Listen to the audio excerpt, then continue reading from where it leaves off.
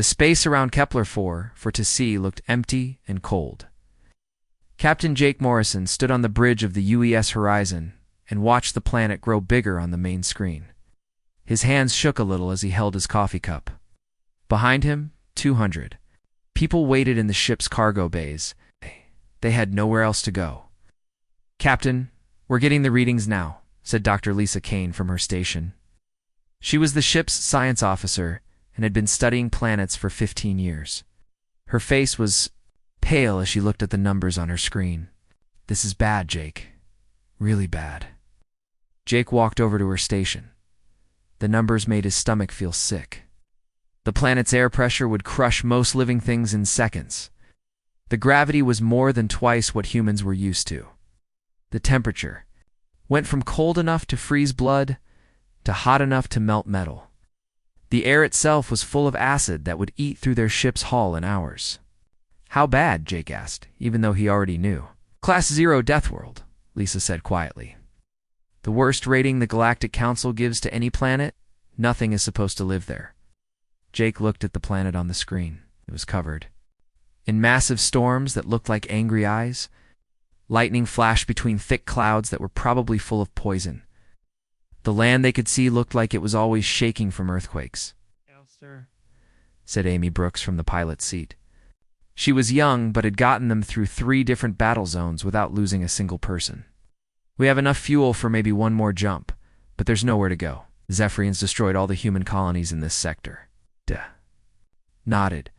The Zephyrian Empire had been hunting humans for months. They called humans weak and said they didn't deserve to live in space. Every human colony, every space station, every outpost had been burned to nothing. The 200 people on this ship were some of the last free humans in the galaxy. "What about the life signs?" Jake asked Lisa. Lisa's fingers moved over her controls. "That's the weird part. The sensors are picking up life down there. Not just tiny bacteria, but big, complex life forms. Things that are moving around and seem to be organized. Organized how? Like they're intelligent? Like they built cities?" Pete Sullivan, the ship's security chief, walked onto the bridge. He was a big man with scars on his arms from the last Zephyrian attack. "Captain, the people are getting scared. They can see the planet on the screens in the cargo bay. They know what a death world looks like." Jake looked around the bridge at his crew. These people had followed him across half the galaxy. They trusted him to keep them alive. Now he was about to ask them to land on a planet that killed everything. That touched it. Jake called to the chief engineer. Rick Davis was standing near the engine controls, watching the power levels drop. "How long do we have?" "The ship's systems are already starting to fail," Rick said. "The planet's magnetic field is stronger than anything I've ever seen. It's messing with our electronics. We have maybe 6 hours before we lose life support." "If we land," Rick shrugged, "our equipment won't last more than a few hours down there. And the acid in the air will eat through everything. The pressure will crush our landing pods. The earthquakes will probably bury us. We'll be alive for those." "Few hours," Jake said. "Maybe." Jake walked back to the main screen and stared at the planet. It looked angry, like it was waiting to kill them. But it was also beautiful in a terrible way. The storms moved in patterns that looked almost like art. The lightning created colors he had never seen before. "Kate," he said to the communications officer, "send a message to the cargo bays. Tell everyone to prepare for landing." Kate Miller looked at him with surprise. "Sir, are you sure?" "We don't have a choice," Jake said. "We can die up here in space, or we can die down there on solid ground. At least on the planet we might learn something before we go." Asa was still studying her readings. "Jake, look at this. The artificial structures down there are huge, bigger than anything humans have ever built. And they're old. Really old." "How old?" "Thousands of years, maybe millions." Amy started running calculations for landing. "Captain, I can get us through the storm systems, but it won't be smooth. The atmospheric entry is going to be rough." "How rough?" "Some of the landing pods might not make it." Of 200 lives on his shoulders, these people had families, dreams, hopes for the future. He was about to take all of that and throw it at a planet that existed only to kill. "Do we have any other choice?" he asked the bridge. Nobody answered. They all knew the truth. The Zephyrians would find them soon. Running would only delay the end. At least on the planet, they might have a chance to fight back. All right, Jake said. Amy, plot our course. Pete, get the security teams ready. Rick, make sure the landing pods have everything they need. Lisa, keep scanning for safe landing. Zones, Kate, tell the people what's happening. Don't lie to them. They deserve to know the truth. The bridge became busy with activity. Everyone moved with purpose, even though they all knew they were probably going to die. Jake watched the planet get bigger and bigger on the screen. Sir, Lisa said suddenly, I'm picking up something else. The structure's down there. There. Not empty. There's something inside them. Something big. What kind of something, I don't know. But it's moving, as Jake felt a chill run down his back. They were about to land on a planet that killed everything, and something was already there waiting for them. The landing pods screamed through the planet's atmosphere like falling stars. Nate Morrison held tight to his safety straps as his pod shook and bounced. The heat shields glowed red-hot outside his small window. Lightning struck the pod 3 times during the descent, but the metal hull held together. Landing pod 7 to all units, came Amy Brooks's voice through the radio. I can see the surface. It looks like a graveyard down there. Jake looked out his window as they broke through the clouds. The sight made his heart stop. Spread across the landscape for as far as he could see were the twisted remains of hundreds of spaceships. Some were huge, bigger than anything humans had ever built. Others were small and strange, with designs that hurt to look at. All of them were broken, melted, or crushed. My God, whispered Dr. Lisa Kane from her pod. How many species tried to land here? The pods hit the ground hard. Jake's pod bounced twice before sliding to a stop against what looked like the wing of an alien ship. He could hear the other pods crashing around him in the distance. Some made safe landings, others did not. Jake pushed the release button on his safety straps and tried to stand up. The gravity hit him like a truck. His legs felt like they were made of lead. Every step was hard work. He put on his helmet and checked his air supply. 4 hours of breathable air, maybe 5 if he was careful. All units, this is Morrison, he said into his radio. Sound off. Who made it down? Pod 2. All good, came Pete Sullivan's voice. Pod 4. We're alive, said Rick Davis. Pod 7. Shaken but not broken, Amy replied. One by one, the other pods checked in. 18 pods had made it to the surface. 2 had been lost in the storm. That meant 20 people were dead before they even had a chance to fight.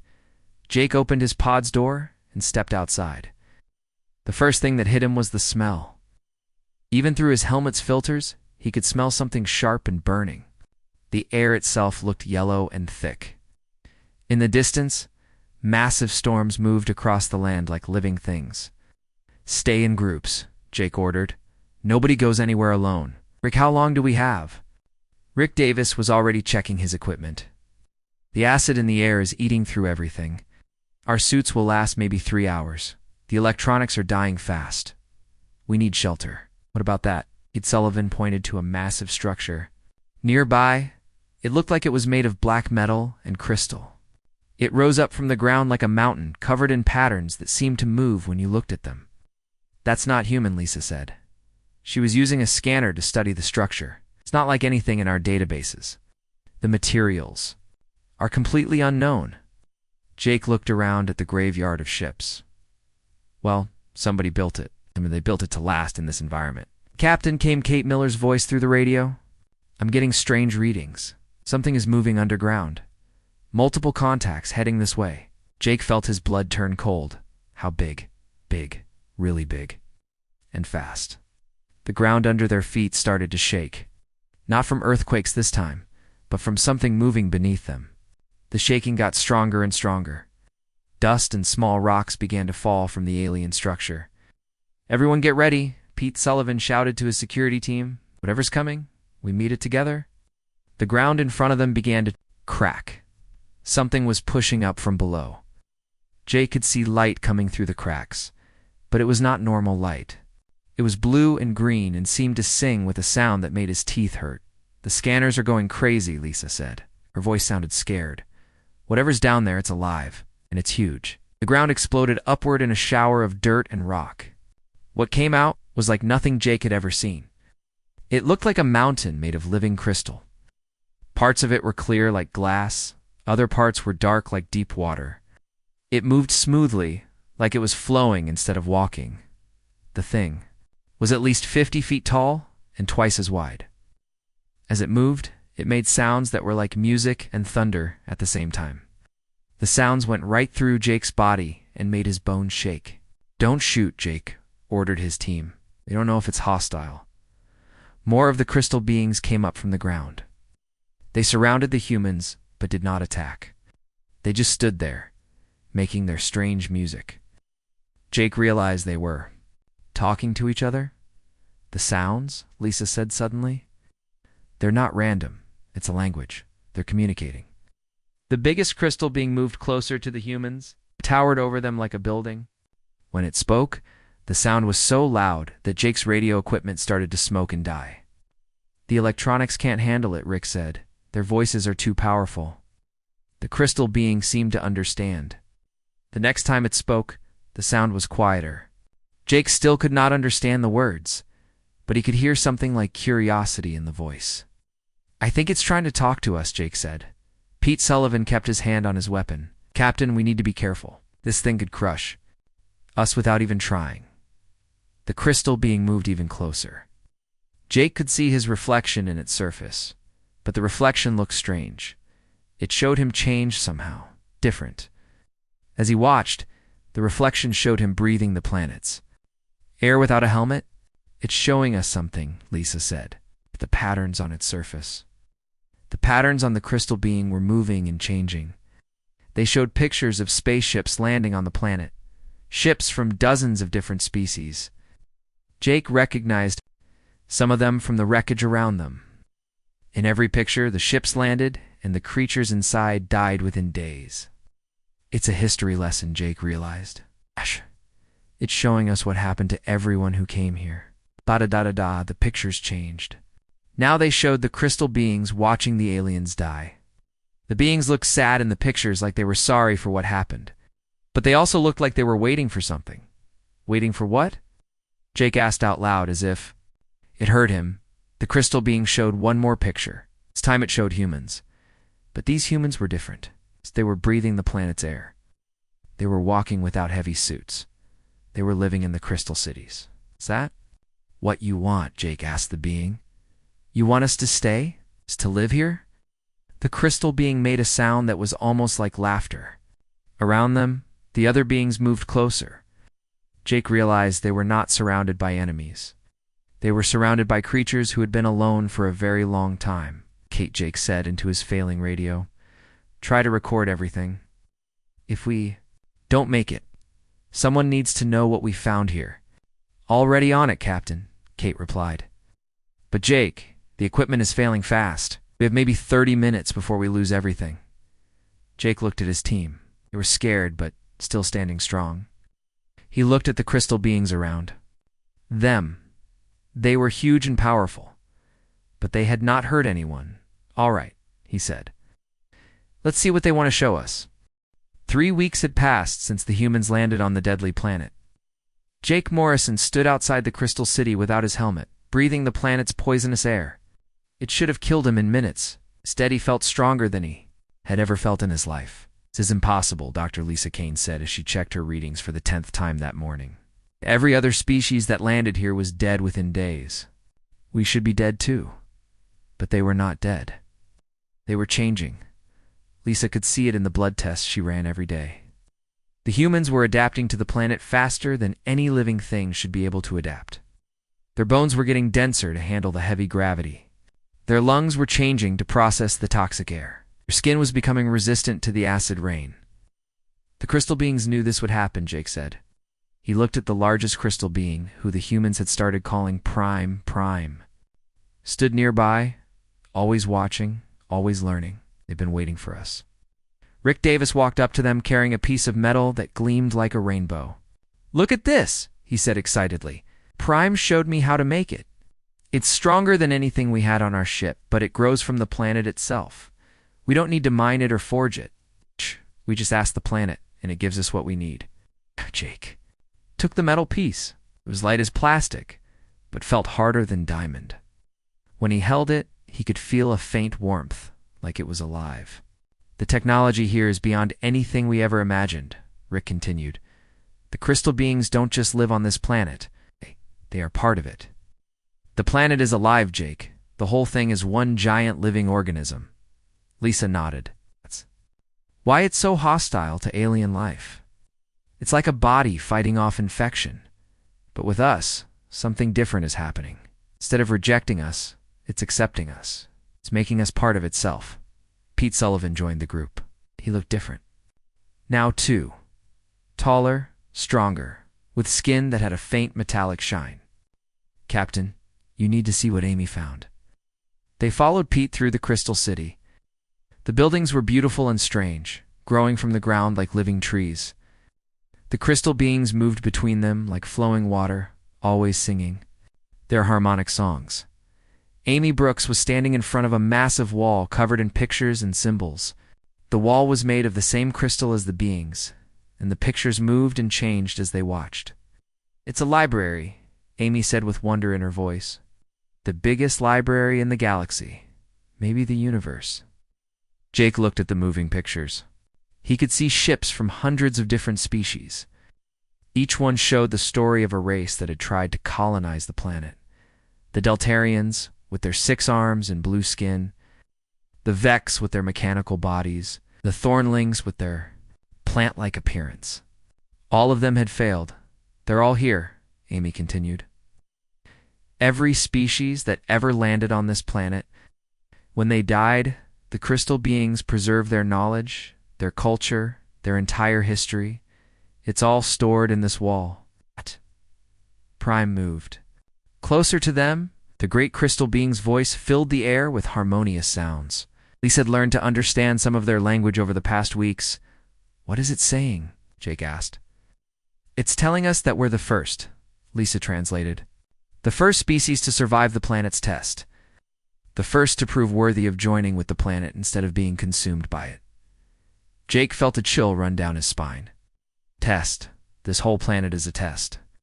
Lisa listened as Prime spoke again. Yes, the planet was created long ago by an ancient race. They wanted to forge the ultimate survivor species, something that could live anywhere, adapt to anything, overcome any challenge. And we passed the test, Rick said quietly. Oh, more than... Passed it, Amy added. According to Prime, we exceeded every expectation. We're not just surviving here, we're thriving. We're becoming something new. Kate Miller's voice came through the crystal communication system that had replaced their broken radios. Captain, you need to get to the observation deck. Now. They followed Prime up through the Crystal City to a high platform that looked out. Over the planet's surface, what they saw made them all freeze with fear. Ships, dozens of them, coming down through the atmosphere. Big, ugly warships with the distinctive red markings of the Zephyrian Empire. They found us, Pete said grimly. Jake counted the ships. There were at least 50 of them, maybe more. Each one carried hundreds of Zephyrian warriors. The humans had survived the planet's deadly environment, but they were still only 200 people. The Zephyrians had brought an army. How long do we have? Jake asked Amy. They'll land in about 6 hours, Amy replied. Wow. They're taking their time, probably, scanning the surface. What are they seeing? Lisa asked. Amy checked the readings on her new crystal-based scanner. They're seeing human settlements all across the continent. They're seeing energy readings that match a major industrial civilization. They're seeing something that shouldn't be possible. Prime spoke again, and this time all the crystal beings in the city began to resonate together. The sound was beautiful and terrifying at the same time. What are they saying? Jake asked. Lisa listened carefully. Her face went pale.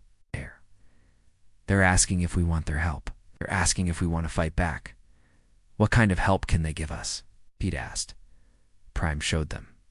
The crystal being touched the ground, and suddenly the entire planet began to respond. The storms in the distance changed direction and started moving toward the landing zone the Zephyrians had chosen.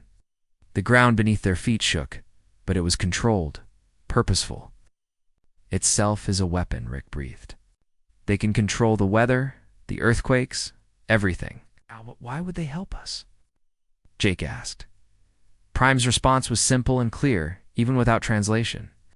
The crystal being showed them the picture wall again, but now it had new images. Pictures of humans and crystal beings working together. Pictures of other deadly planets being colonized by human crystal partnerships. Pictures of a new kind of civilization spreading across the galaxy. They've been waiting for partners, Lisa realized. For millions of years they've been alone. On this planet, watching species die and preserving their knowledge, now they finally have someone who can survive here with them. The Zephyrian ships were getting closer. Jake could see them through the toxic clouds coming down like birds of prey. All right, Jake said. If they want to help us fight, then we fight. But I want to make one thing clear to the Zephyrians. We're not the same humans they've been hunting. We're something new now. Something they won't expect. Prime resonated with what sounded like agreement. Around the city, the other crystal beings began to glow brighter. The planet itself seemed to wake up, ready for war. Let them come, Jake said, watching the enemy ships descend. Let's show them what happens when you attack a Deathworld that fights back. The Zephyrian war fleet hung in the sky like dark clouds of death. War Commander Thexanol stood on the bridge of his flagship, the Void Render, and looked down at the planet with satisfaction. Finding the human survivors would be easy. Killing them would be even easier, Commander said. His weapons officer, the planet readings are strange. We're seeing human settlements across multiple continents. Industrial activity levels that match a major civilization. Dexanol laughed, a harsh sound that echoed through the bridge. Impossible. Humans are weak. They probably built some temporary shelters before they started dying. Scanned for life signs. Sir, the scanners show over 2,000 human life signs. All of them appear to be healthy and active. Laughter died in Dexanol's throat. 2,000 humans? The ship that had escaped carried only 200? Check your equipment. There must be an error. I've checked it 3 times, sir. Readings are correct. Dexanol stared at the planet below. It was classified as a Class 0 Deathworld. Nothing was supposed to survive there for more than a few days. Yet somehow, the humans had not only survived, but seemed to be thriving. Prepare the landing force, he ordered. I want 500 warriors on the surface. If the humans want to play games on their little death trap, we'll finish what the planet started. On the surface, Jake Morrison stood with Prime on the observation platform. Around them, the Crystal City hummed with energy. The crystal beings were preparing for war, and the planet itself was responding to their call. Are coming down? Jake asked Amy Brooks. Amy checked her crystal scanner. 50 dropships, about 500 Zephyrian soldiers. They're heading for the valley where we first landed. That's where we'll meet them, Jake said. He turned to Pete Sullivan. How many fighters do we have? About 100 people who can fight, Pete replied. But Jake, we're not the same people. We were 3 weeks ago. We're stronger, faster, tougher. We're at. And we have weapons that make their technology look like toys. Rick Davis ran up to them carrying one of the new hybrid weapons he had been developing with the crystal beings. It looked like a normal rifle, but it was made of living crystal that glowed with inner light. The weapons are ready, Rick said excitedly. They don't just shoot energy blasts. They can turn the enemy's own weapons against them. They can disrupt. They're electronics. Can even change the air around the target to make it poisonous. Dr. Lisa Kane joined them, carrying a medical scanner. Jake, you need to see this. Changes in our bodies are accelerating. We're not just adapting to the planet anymore. We're bonding with it. Some of the people can actually control small amounts of the planet's geology. They can make rocks, move, create sinkholes, even redirect the acid rain. Jake felt a strange sensation in his chest. He looked down and saw that his skin had developed the same faint crystal patterns that he had seen on the walls of the city. He was becoming part of the planet, just like the crystal beings. Are we still human? He asked quietly. We're more than human now, Lisa replied. We're what humans can become when they're pushed to their absolute limits. The first Zephyrian dropships broke through the clouds. They were big, ugly vessels designed for one purpose, delivering death. But as they descended, something strange happened. Lightning began to strike them with surgical precision. Not random lightning from the storms, but controlled bolts that targeted their engines and navigation systems. "The planet is fighting back," Amy said with amazement. "Prime and the other crystal beings are directing the weather itself." 3 of the dropships crashed before they could reach the ground. The others landed hard in the valley, their electronics damaged by the lightning strikes. Zephyrian soldiers poured out of the ships, their weapons ready. Jake led his fighters down to meet them. As they moved through the Crystal City, more humans joined them. These were people who had been changed by the planet, transformed into something new and dangerous. The Zephyrians were waiting in battle formation when the humans arrived. Dexenol had come down with his troops, confident that 500 trained warriors could easily defeat a few dozen human survivors. "Humans," Dexenol called out through his armor speakers, "you have impressed us by surviving this long on a Deathworld. Surrender now, and your deaths will be quick." Jake stepped forward. He was no longer wearing any protective gear. The planet's poisonous air, crushing gravity, and acid rain had no effect on him. "We're not the same humans you've been hunting, Dexenol. We're something new. We're still weak mammals who belong in cages," Dexenol snarled. "Kill them all." The Zephyrian soldiers opened fire. Their plasma weapons should have cut through the humans like paper. Instead, the energy blasts struck some kind of invisible barrier and scattered harmlessly. The humans had developed natural shields, their bodies working with the planet's energy fields. Jake raised his crystal weapon and fired back. The blast didn't just hit the Zephyrian soldiers. It turned their own weapons into acid that ate through. Their armor screams filled the air as the Zephyrians found their equipment turning against them. Pete Sullivan and his fighters spread out around the valley. Where they walked, the ground itself became a weapon. Sinkholes opened under Zephyrian feet. Rocks flew through the air with deadly accuracy. The very land seemed alive and angry. "What is this?" Dexenol shouted as his soldiers fell around him. "What have you become?" "We're the planet's partners now," Jake replied. "We don't just live here. We are part of here." The crystal beings emerged from the ground around the valley. Prime and dozens of others surrounded the remaining Zephyrians. Their harmonic voices created sounds that shattered Zephyrian weapons and cracked their armor. Rick Davis had positioned himself near the crashed dropships. With his new abilities, he was able to interface directly with the alien technology. "Jake," he called out, "I can reprogram their ships, can turn their own fleet against them." Above them, the Voidrender and the other Zephyrian ships found themselves under attack by their own dropships. The vessels that had carried the invasion force were now flying back up to attack the fleet. Confusion and panic spread through the Zephyrian ranks. Dexenol fired his personal weapon at Jake, but the blast simply absorbed into Jake's crystal-patterned skin. "Impossible," the Zephyrian commander whispered. "You called us weak," Jake said, walking closer to the alien warrior. "You said we didn't deserve to live in space. But you were wrong. We don't just live in space. We make the impossible places our home." The battle was over in less than an hour. Half the Zephyrian force was dead. The others were trapped in the valley as the planet itself held them prisoner. Their ships were under human control, and their commander was on his knees in the acid rain.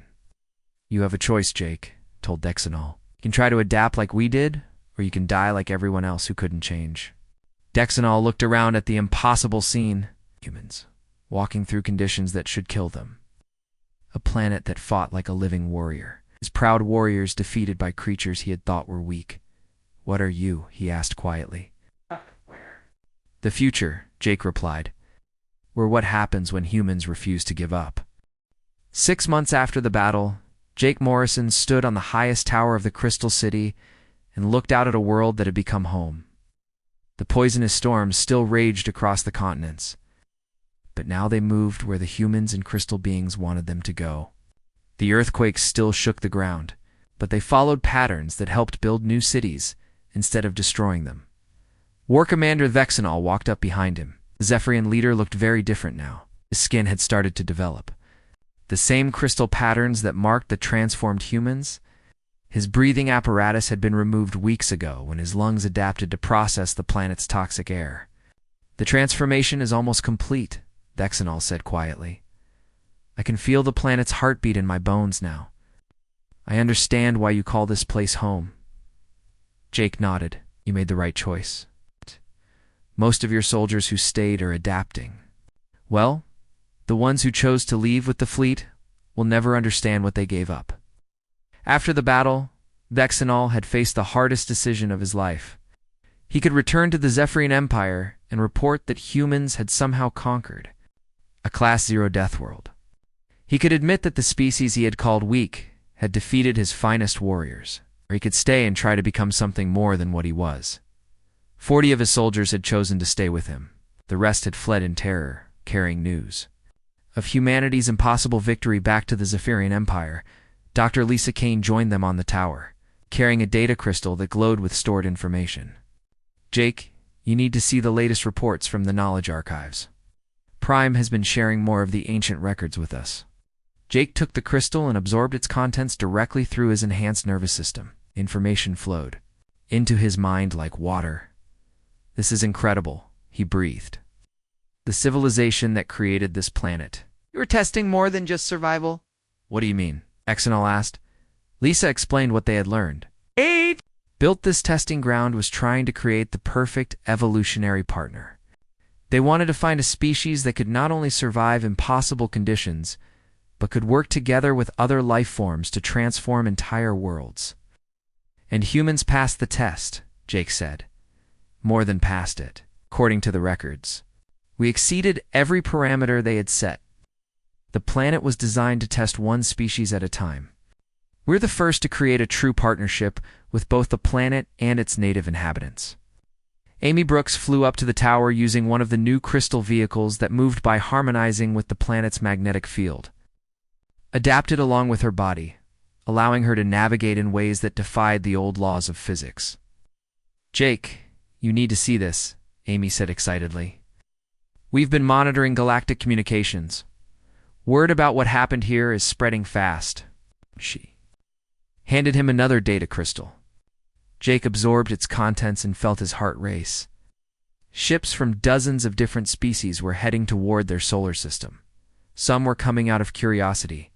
Others were coming with offers of alliance. Few were coming with weapons, ready to destroy what they saw as a threat to the galactic order. "How long do we have?" Jake asked. "The first ships will arrive in 3 weeks," Amy replied. "The Galactic Council is sending a formal investigation fleet. The Zephyrian Empire is gathering a massive war armada, and at least 6 other species are sending scientific expeditions." Rick Davis climbed up to join them. His engineer's mind had evolved along with his body, allowing him to understand and create technology that blended crystal growth, planetary geology, and quantum mechanics. "Captain, the good news is that we're ready for them. The planet has been building new defenses, and we've been training more people in the partnership techniques." "How many humans do we have now?" Jake asked. "Over 2,000, Rick replied. "People keep arriving from hidden colonies and refugee ships. Word is spreading through the human underground that there's a safe place here. A place where humans can become something more." Prime rose up from the crystal floor of the tower. The great being's harmonic voice filled the air with sounds that had become as familiar as human speech to Jake. "What is Prime saying?" Vexenol asked. He was still learning the crystal being's language. Lisa translated. "Prime says the planet is ready to help us spread to other worlds. The testing is complete. Comes the real work." Jake felt a thrill of excitement and fear. "Other worlds? You mean more death worlds?" Prime's response came with visual images projected in the air. Jake saw dozens of planets that the Galactic Council had classified as uninhabitable. Worlds with crushing gravity, toxic atmospheres, extreme temperatures, and deadly radiation. All of them written off as impossible to colonize. "The partnership we've formed here can be replicated," Lisa explained. "Prime's people can travel to other hostile worlds and begin the adaptation process. Humans can follow and undergo the transformation. Together we can turn the galaxy's most dangerous real estate into thriving colonies." "But what about the other species?" Amy asked. "They won't just let us claim all the death worlds." Pete Sullivan's voice came through the crystal communication. "System, Jake, you need to get down here. We have visitors." Jake and the others rushed down through the crystal city to the main landing platform. Small ship had just touched down, different from any design they had seen before. It was elegant and peaceful looking, made of some kind of living metal that seemed to breathe. 3 beings emerged from the ship. They were tall and graceful, with skin that shifted colors like oil on water. Jake recognized them from the galactic databases as Etherians, one of the oldest and most advanced species in the galaxy. The lead Etherian approached Jake with slow, careful movements. When it spoke, its voice was like music. "Captain Morrison, I am Observer Kelthara of the Etherian Collective. We have come to offer you something that has never been offered to any species in galactic history." "What kind of offer?" Jake asked. "Membership in the Ancient Alliance," Kelthara replied.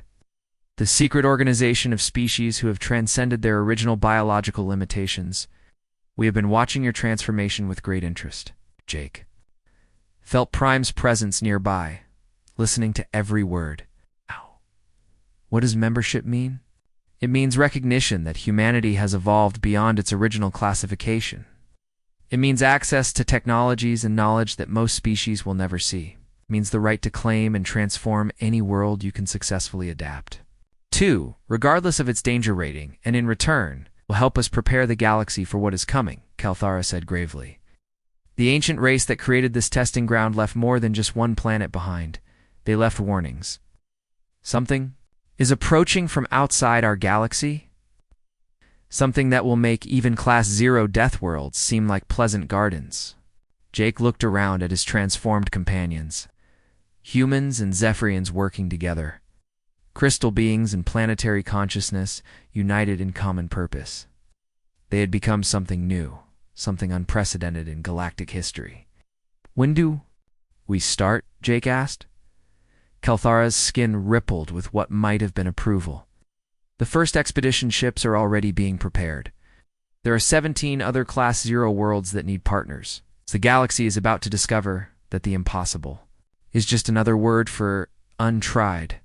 Jake smiled as he looked up at the toxic sky that had become as beautiful to him as any sunset on Earth. The refugees who had crashed on this death world were gone.